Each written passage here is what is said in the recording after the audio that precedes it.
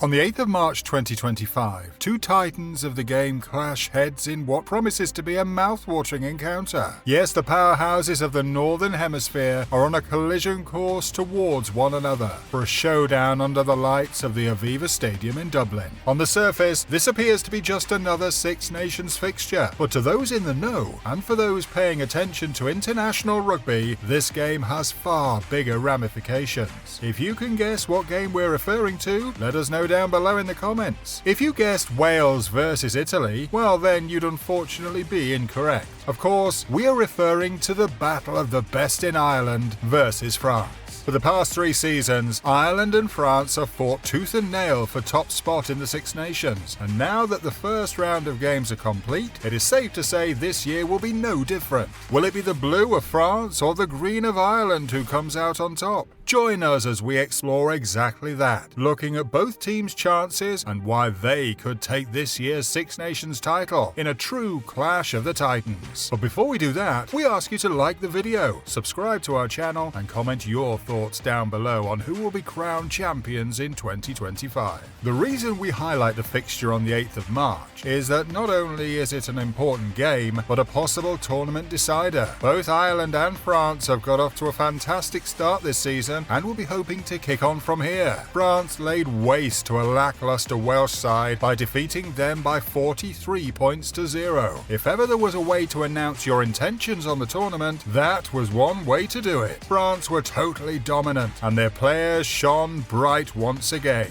A Romain and Tamak red card left a sour taste in the mouth of what was a phenomenal outing for Fabien Galtier's men. The world-class Antoine Dupont looked brilliant as always, breaking the line at will and putting in crossfield assists off the boot for his wingers. The young and exciting Louis Bielbiare capped off a great performance with 2 tries to his name and looked for work around the field. Ireland, on the other hand, had a different experience for their first fixture of this year's tournament. They were made to fight hard for a victory over an improving English side. England led for large parts of the game until a Sam Prendergast penalty put them ahead before James Lowe broke the line to put away Loch Tagburn. After that, Ireland never looked back as a Dan Sheehan try in the corner took things out of reach despite a late England fight back. But most importantly, both are off to winning starts, and history would suggest this will continue moving forward. While they will have tough challenges ahead in the form of Scotland and England, the two favourites for this year's Six Nations should come out on top and battle one another for Six Nations supremacy. So why exactly does France and Ireland stand a chance? To answer that question, let's start with the defending champions. Ireland are looking to win their third Six Nations in a row, having won the 2022 and 2023 titles. An unbeaten 2022 was followed by a near-perfect 2023, only losing 1 game in the championship. Ireland have a very settled side coming into the 2025 season. While there are some detractors who believe the current crop of players have already peaked, Andy Farrell's men will be out to prove those naysayers wrong.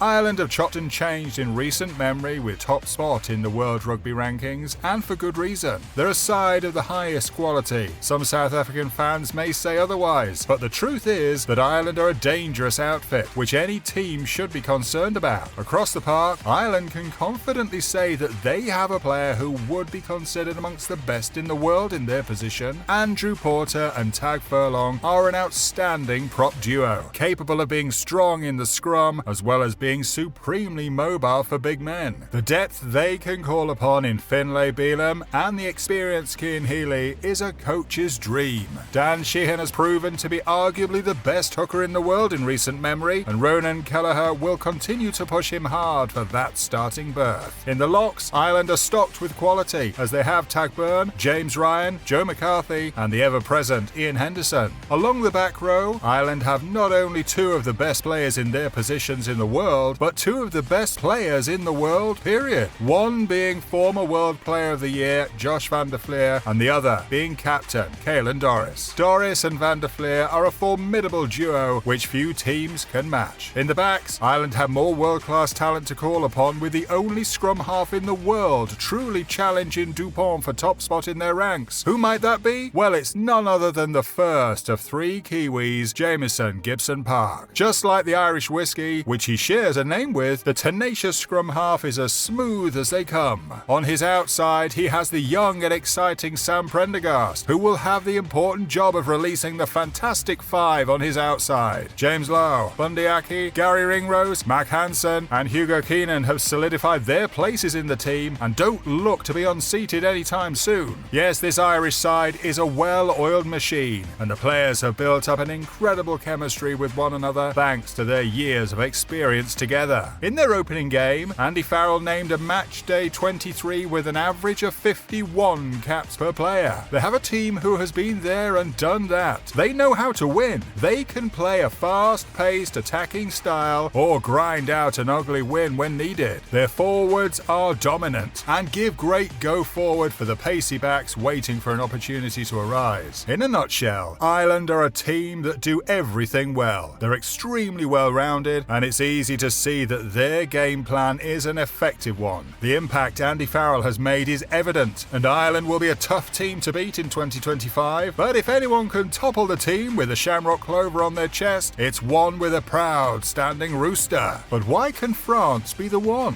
France are the only team in Europe who come close to matching Ireland player for player on paper. Cyril Bay and the mammoth of a man Uyuni Antonio are a problem for any team to take on, with either option of Julien Marchand or Piotr Vermaker being a world-class pick at hooker. In the loose forwards, one of the first names on the team sheet would have been Charles Olivon. Unfortunately, the flanker has been dealt a terrible blow by injuring his right knee and being ruled out for the entire Six Nations. He will certainly be missed, and this will require star eighth man Gregory Aldrit to be at his very best. Aldrit is a brilliant player and always looks to cause danger from the back of the scrum. Then there's that man, Antoine Dupont. Yes, while many are tired of hearing his praises sung over and over again, it is necessary. Love him or hate him, Dupont is a modern great of the game and a living legend in his own right. With Dupont on the park, France always have a fighting chance. Dupont has long been heralded as one of the best in the world, and for good reason. The French game plan is built around their world-class number 9, and everything goes through him. If Ireland can stop Dupont, they can likely stop France. What are your thoughts on Dupont? Is he underrated, even rated, or overrated? Let us know down below. But of course, rugby is a team sport. Fortunately, France have unbelievable players outside of Dupont as well. Although Ntamak was sent his marching orders on the weekend, he will be available come the 8th of March. He and Dupont have a telepathic relationship built over years of playing together, and this may be too much for the newly formed international partnership of Gibson Park and Prendergast. Yes, they have spent time together for Leinster as a combination, but international rugby is a whole different ballgame.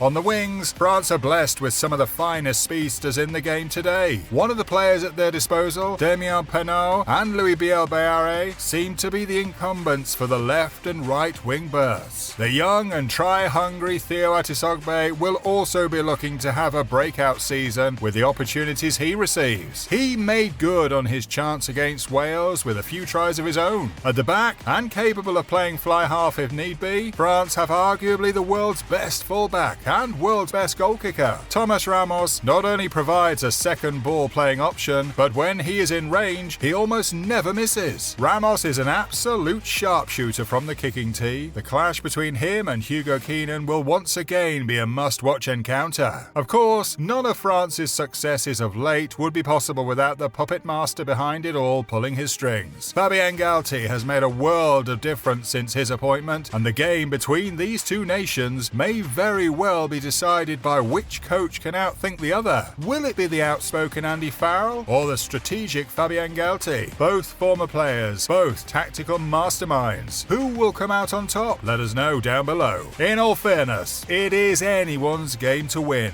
While both teams will be pushed by the likes of England and Scotland, the true battle will take place in Dublin. France and Ireland are both incredible sides with effective game plans, world-class players and cunning coaches. The 8th of March shall mark an exciting encounter between two of the premier teams in world rugby, both fighting for Six Nations glory and perhaps a number 1 spot in the world rugby rankings. Will it be the team led by Dupont or the one led by Doris? We certainly can't wait to find out. Now that you've heard our take on both sides, it's time for you to give us all your thoughts on either team's chances of taking home the title. As always, thanks for watching. Be sure to like the video, subscribe to our channel, and keep an eye out for plenty more rugby to come. Until next time, bye for now.